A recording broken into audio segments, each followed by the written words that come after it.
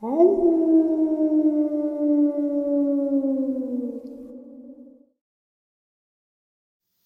greetings and salutations, everyone. I hope everyone is doing well, and welcome to, depending on wherever you may live or however you choose to read your clock, this early morning or middle of the night bonus upload.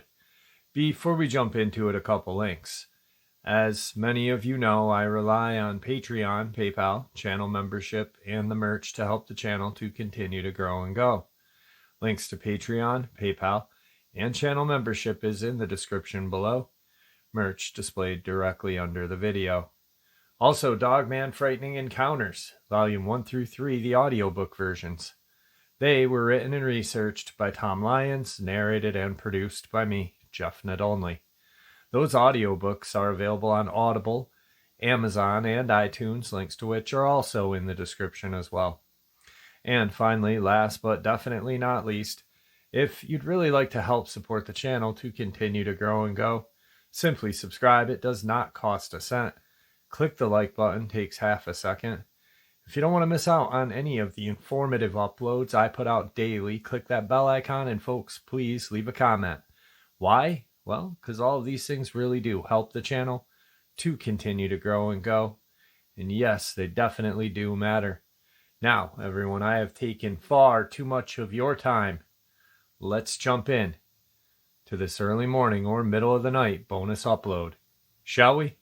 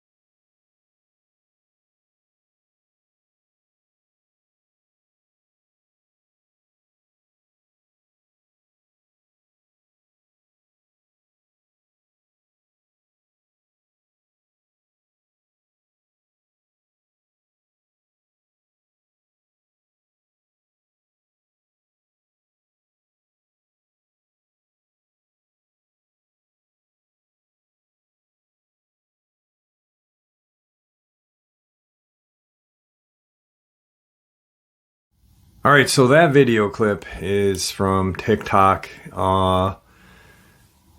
As you can see in the writing in the video, apparently some folks think that it is the Mexican Sasquatch. Would that be El Bigfoot? I don't know. I don't think it's Bigfoot at all or a Sasquatch. I didn't know Mexico had their own Sasquatch. Apparently TikTokers know cryptids more than we do, right? I know there's some really strange hairy bipedal creatures in Central America and South America that do not even resemble Bigfoot or Dogman. If I was going to even classify this as a cryptid or paranormal, I would say maybe a feral human, but I don't really know. I'm leaning pretty far to one side, and I don't like sharing my opinions on these, but I don't know. It may be a hoax.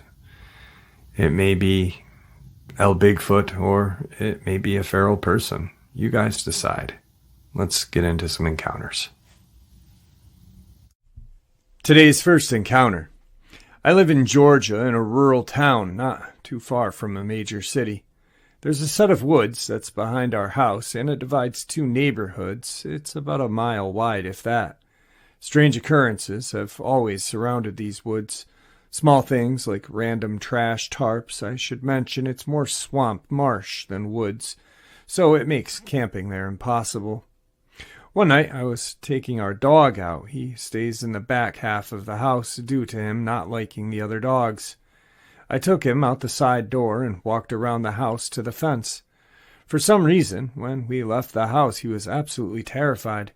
He didn't want to go out, very unusual for a dog who's quick to snatch someone's soul if prompted.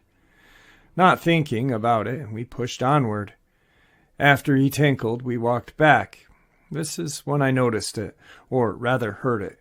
Crunching of leaves. At first, I thought it was one of the dozen cats on the property until I realized it was matching my own footsteps. If I walked, you could hear it walk. If I stopped, it stopped. There's a small clearing between the woods where one of the sheds is. That's when I saw it. My dog was the first to see something, and then I saw some, creature. It was taller than the shed, so maybe a good 8 feet tall, and it darted across the clearing at a crazy speed. My dog, who again is not scared of anything, bolts so fast I dropped the leash. He ran to the door, whining. I was quickly behind him. Once we were inside, I quickly bolted the door and ran to tell my girlfriend what had just happened. She immediately wanted to investigate, saying it's probably just a woodland creature. Armed with 2 flashlights, we went out to the front door.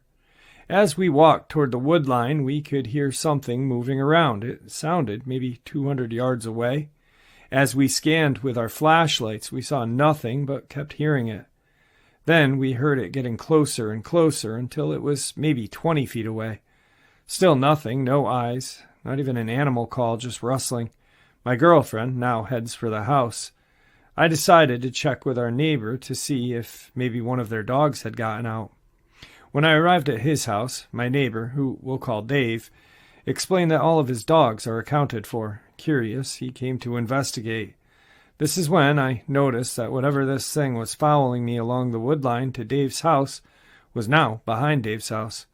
Gun in hand, we went out into his backyard scanning for something.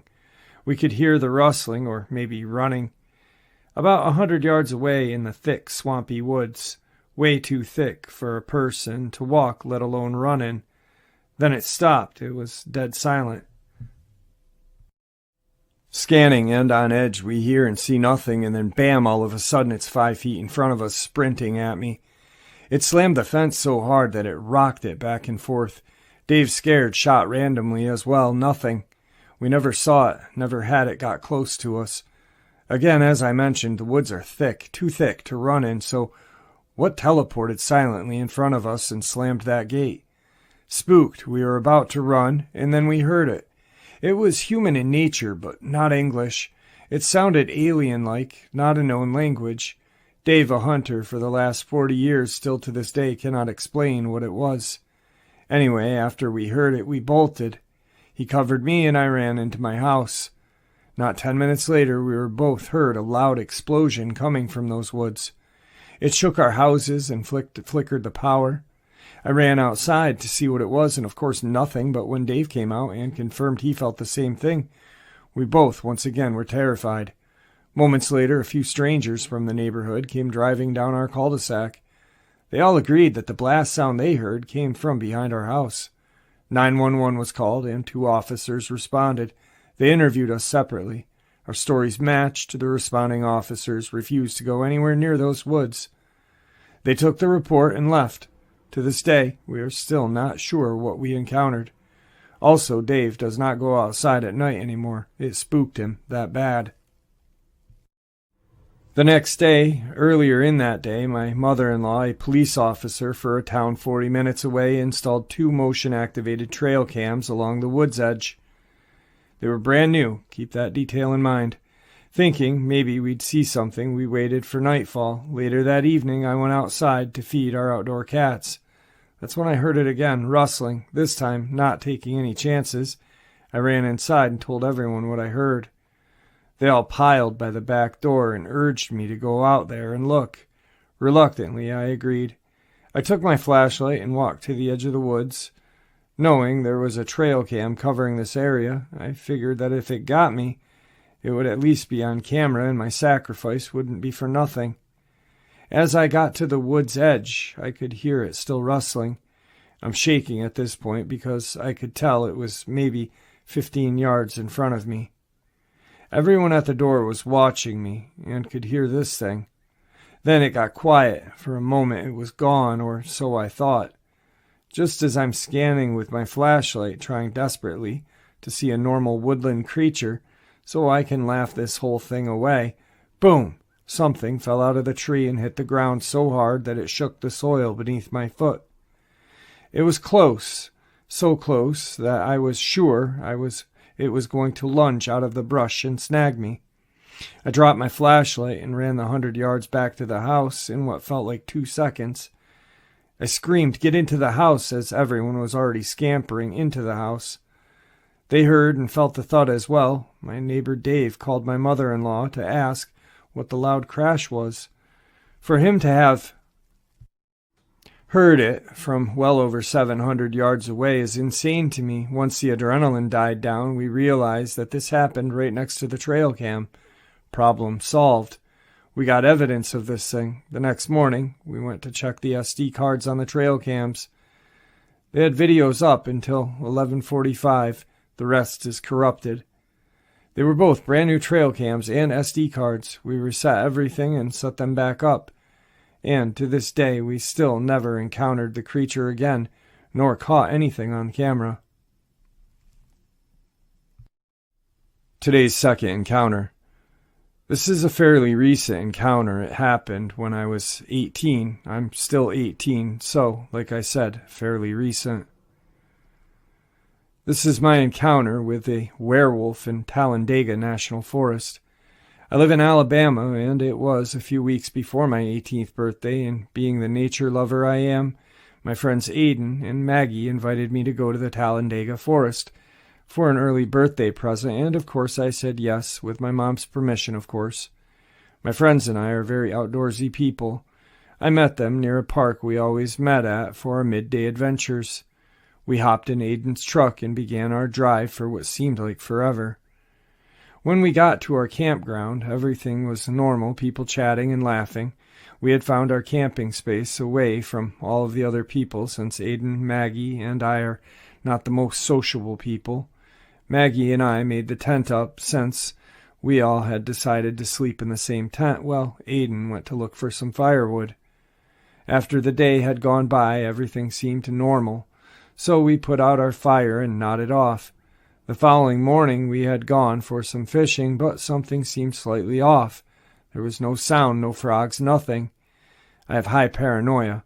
Aiden knew this, and him being a jerk decided it would be fun to mess with my paranoia. He told us he would be back and that he was going to get some snacks. We continued fishing, catching very little, just a couple of brim and catfish.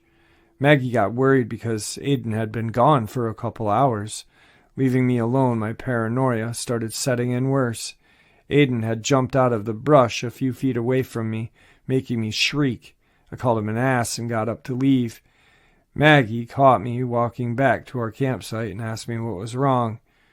I glared at her and nodded my head to where we were fishing, and she laughed. I couldn't help but feel like she was in on it and ran back to the tent. So much for a birthday present. When they got back, the sun had already begun setting. I was playing games on my phone.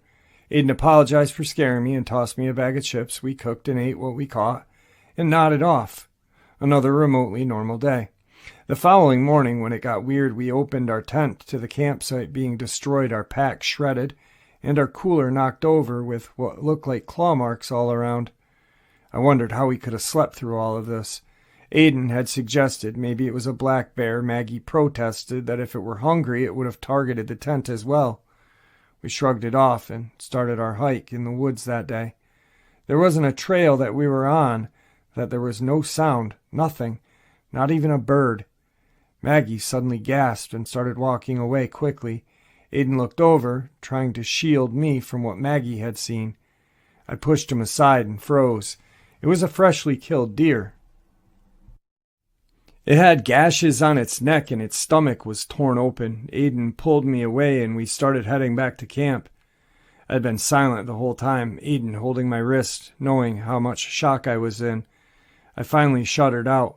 That poor deer, what the hell could have done that? And why did it just leave it like that? Maggie looked back and suggested bear. Quickly, Aiden denied. Bears don't leave a meal like that. We got back to the campsite, and for the rest of the day I sat in the tent puzzled and sick. Maggie and Aiden were arguing outside for hours about what we had seen. They returned to the tent looking at me while I was still in shock. Aiden suggested that we go to sleep. I didn't sleep. I just sat up in my sleeping bag listening to the sounds, but there were none. Not even the wind. Suddenly, a loud howl broke the silence. It shook me. I held my breath listening, and again, but louder and more, angry howl. I could hear walking in the woods around us. Aiden touched my shoulder, and I jumped, and he shushed me. He was looking at the side of the tent, and I noticed what he was looking at. A shadow that I could only describe as Professor Lupine's movement in Harry Potter. We peeked out of the tent flap a little, and we saw it. A massive, black, wolf-like creature. Not too far from our tent. Maggie woke up and asked loudly, "What the hell are you doing, making so much noise?" Aiden quickly grabbed her mouth, but it was too late. This werewolf Dogman thing was making its way towards our tent. We could now hear it barreling through the woods, and we couldn't get away, so Aiden grabbed his pistol, which he had stolen from his dad. I didn't question it at the time, since it was our only means of protection we had besides my hunting knife. He stood outside the tent and fired a warning shot. It stunned the creature. The creature seemed to not know what had just happened. Aiden yelled, trying to either scare this creature or I don't know. It let out a deep guttural growl as it stood on its hind legs, towering over Aiden, which scared us even more. Aiden's easily 6'2" and not a small guy. He yelled at us to run for his truck while it was focused on him. We did as he said, but I kept looking back, watching him try to scare this beautiful creature. It wasn't long before we heard another shot and a loud, pained howl. Maggie and I assumed that Aiden had shot the creature. We heard something running through the forest and prepared for the worst. Aiden busted out of the woods and yelled, "Get in the truck!" We piled into his truck, crying that we were going to die. Aiden's truck wouldn't start, which worried us. Maggie screamed, and we looked to where she was looking. This creature's face was pressed against the side window, its amber eyes piercing through our souls, as it seemed. Its breathing fogged the window. I yelled at Aiden that all he did was make it even more mad by shooting it. He glared at me, grumbling that it was not time to be all animal-loving. This creature banged its hands on the truck window, going around the truck trying to find a way in. Finally, the truck started. Aiden floored it, scaring this creature. Maggie, still freaking out, watching behind us, yelling, "Drive faster!"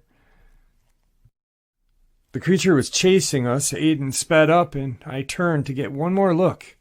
I was amazed that this was happening to me, but at the same time I was terrified that it was happening to me. The drive home was long and tiring. We didn't speak about it anymore.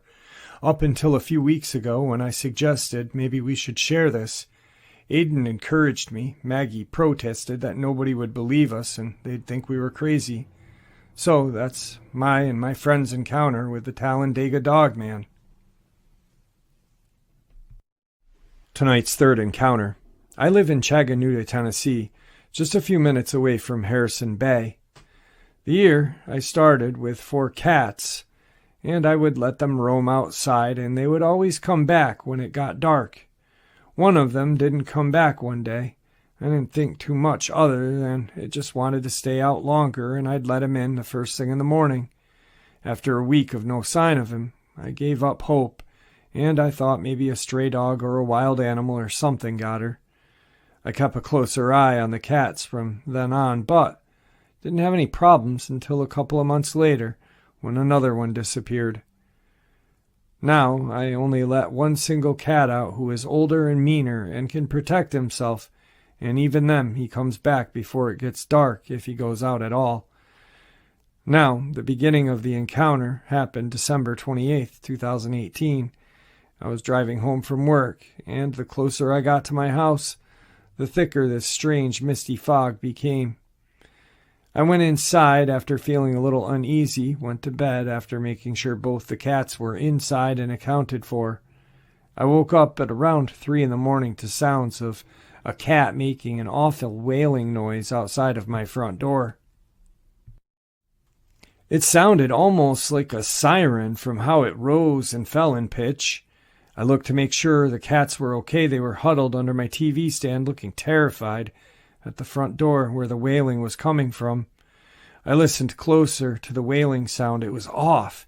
It sounded like a wail on the surface, but a guttural growl undertone. I felt a strong urge to open the door, but then I had a feeling tell me not to open it. I smacked the door instead, and this thing made a loud, garbling, wailing growl sound and scampered away. I then went to lie back down. At around 3:30 at this point, it started back up outside of my bedroom window. At this point, this time, however, it would wail and then make a sound like it was fighting another cat, but there was only one creature making that noise. At around 4 a.m., it came to a stop. When I went outside in the morning to go to work, there was white fluff all over the ground. Today's fourth encounter. This happened to me in July.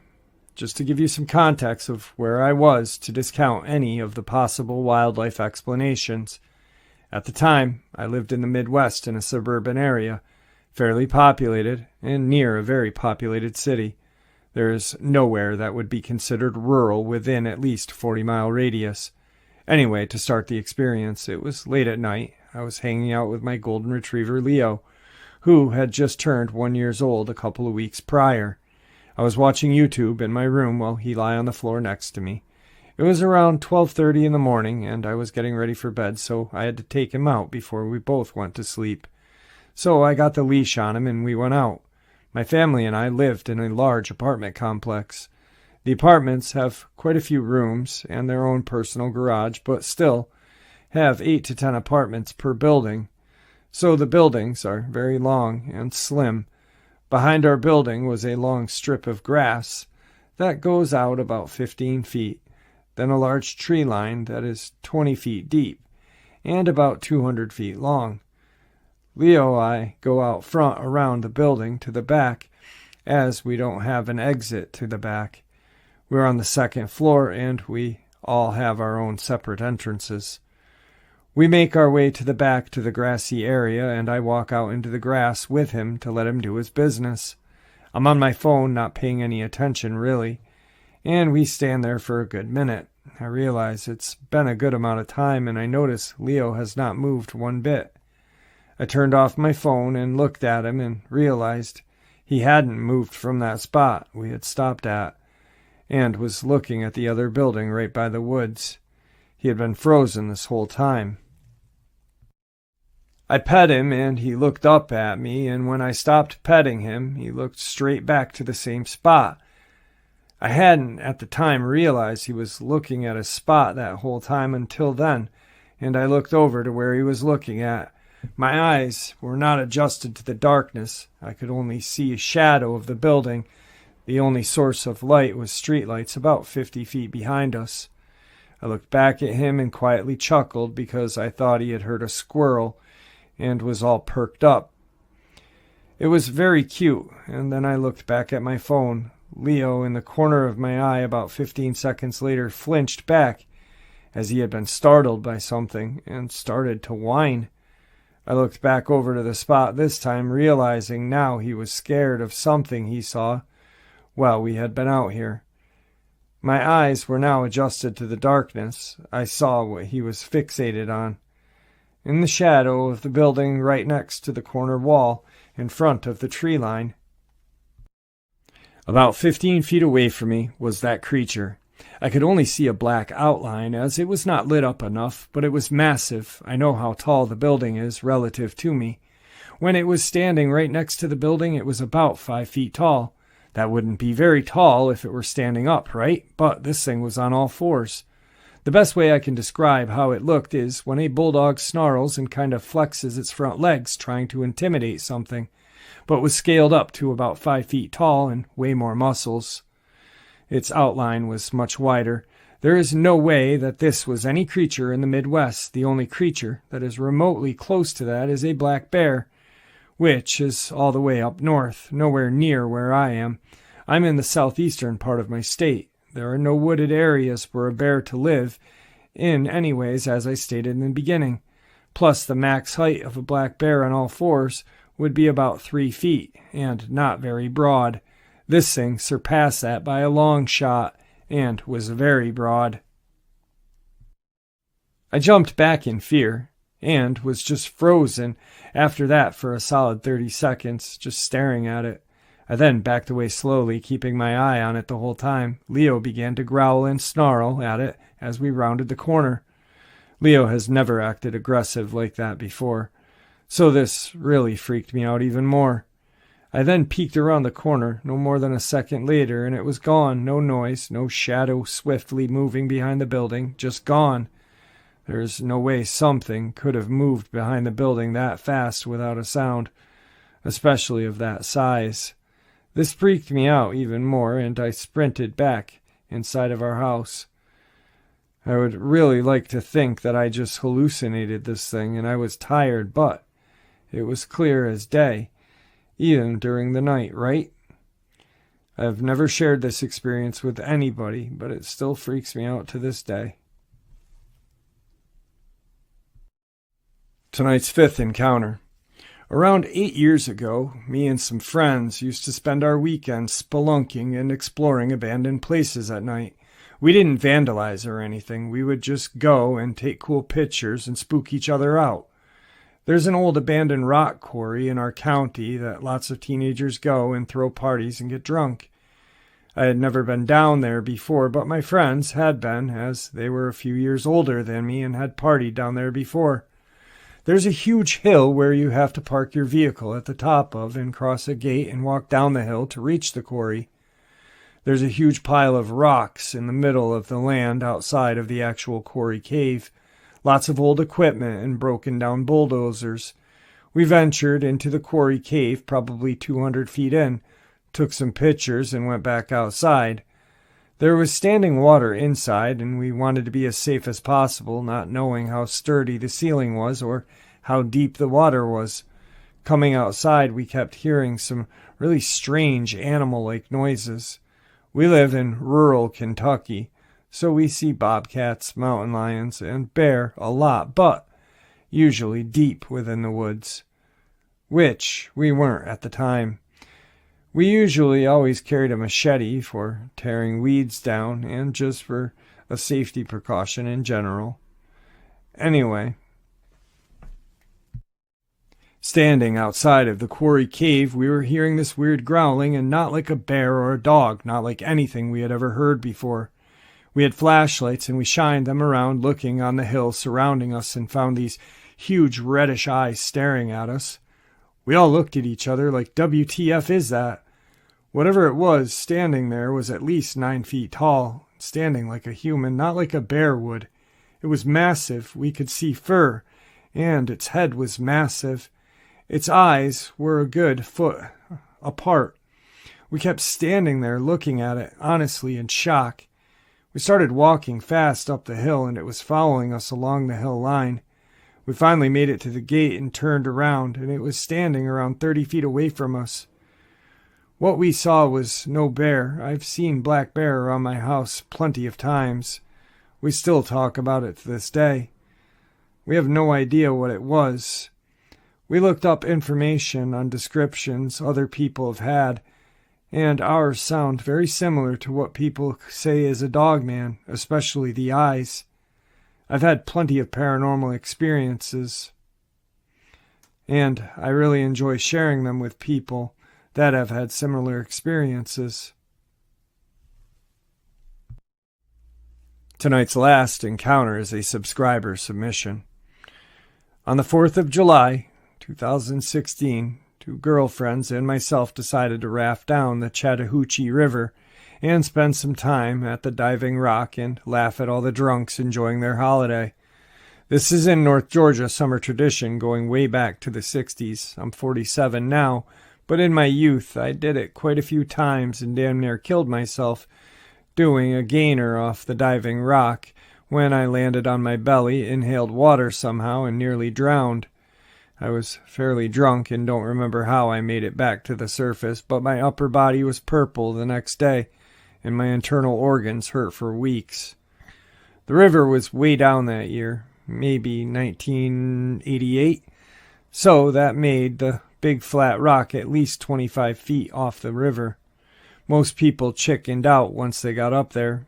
Anyway, after 28 years at least, we were back, and now sober. I haven't drank alcohol in 10 years. I had to answer the call of nature, so I walked pretty far back into the dense woods because of the people, at least 15 or so, waiting to jump. Having nothing but my bathing suit, I walked much further so I could try and find something akin to a toilet tissue. Finally, after reaching a small clearing surrounding by old growth pines, I do my business. As I'm squatting there in a very vulnerable position, out walks in broad daylight an enormous canine-type creature. I spent 21 years in the military, all over the world in 3 different theaters of war, and I have never even heard of this creature before. In the 3 days since, I barely slept at all, researching everything in a zombified state. I can still taste the fear in my throat and my own vomit. I am 6 feet tall, 250 pounds, and this thing dwarfed me. At least 7'6", maybe 350 to 400 pounds. As a former college and semi-pro football player and power lifter, I know about big people and about strength and musculature. And this was no normal creature that evolved somehow in that environment. This is some kind of genetically mixed entity of man, wolf, and primate. My encounter with it lasted minutes. It displayed a very bizarre behavior and vocalized several times at me. It stunk so bad and horrified me so badly that I retched again and again. I was gone so long that the girls came looking for me, and they are what finally scared this creature off. When they found me, I was trembling and couldn't speak. As a combat lifesaver in the military, I can tell you for certain that I was in shock from this. Every joint in my body and my ab muscles are still hurting after 3 days. So, I will be more than willing to share everything with you in hopes that I can relieve my anxiety somewhat by just expressing my trauma, because I am not sure what type I saw, but I can promise you that this is not something that anyone would want to encounter twice. I am not grateful, I don't feel privileged, and I will not chase after this thing with a camera. Jeff, thanks for providing a forum for us experiencers to share. I needed this. All right, folks, some very frightening and terrifying encounters. This last video clip I had shared about a year ago, I'd say. And every once in a while, when I do rewatch some older videos that I've shared, or video clips, I get something new out of it. And I really actually thought that this was one kind of creature or one entity, whatever. But to me now, it looks like there may be 2 walking kind of side by side, or the one closest to the screen would be a little bit ahead of the one behind it. So I am not really sure what this is. It was caught on a CCTV camera at a business overnight, and there was no one around. They put the CCTV cameras up because there had been some vandalism and some kind of other goings on. But yeah, You guys decide on that. Check it out.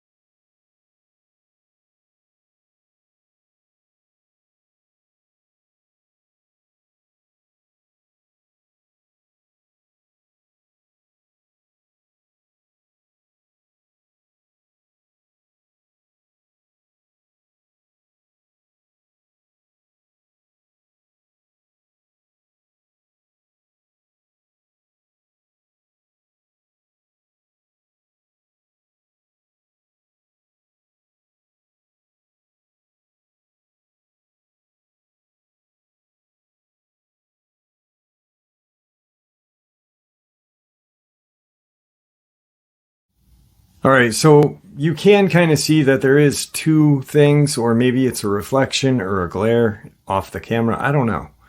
I don't know what it is. It doesn't have a human-like walk. It does appear to be walking very strange. At first, I almost thought that it kind of galloped, but I really don't know on this one, and it's, to me, it's up in the air. And with that, folks, I hope you all enjoyed this bonus as much as I enjoyed sharing it with you. I'd like to thank you all for supporting the channel.